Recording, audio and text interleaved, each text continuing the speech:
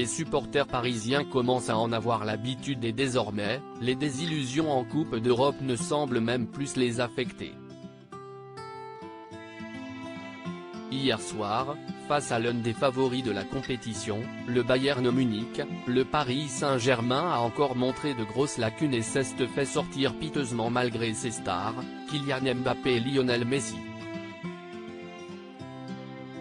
Malgré la plus grosse masse salariale du monde et donc des joueurs de haut niveau, la marche est une fois de plus trop haute pour l'état-major qatari, qui va de nouveau devoir tout changer l'été prochain. Si les supporters semblent lassés par la situation et qu'aucun vent de révolte ne monte de leur côté, il y a un journaliste qui était particulièrement remonté après le match.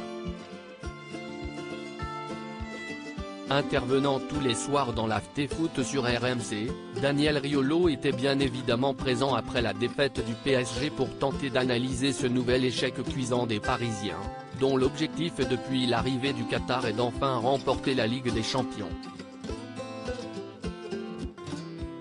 S'il n'épargne bien évidemment pas Marco Verratti, avec lequel il a un contentieux depuis plusieurs années et qui a offert une prestation indigne, le compagnon de Géraldine Maillet avait un autre homme dans le viseur durant son analyse.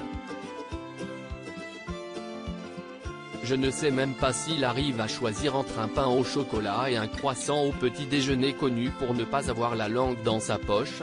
Daniel Riolo s'en est prise assez violemment à Christophe Galtier, l'entraîneur parisien, arrivé l'été dernier.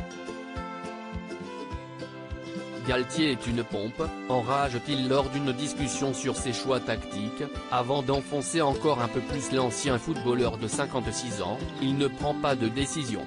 Je ne sais même pas s'il arrive à choisir entre un pain au chocolat et un croissant au petit déjeuner.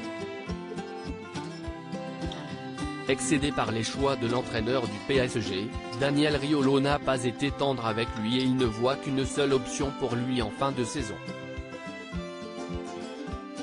Christophe Galtier, il va falloir parler de lui parce qu'il va prendre la porte, assure le journaliste de 52 ans.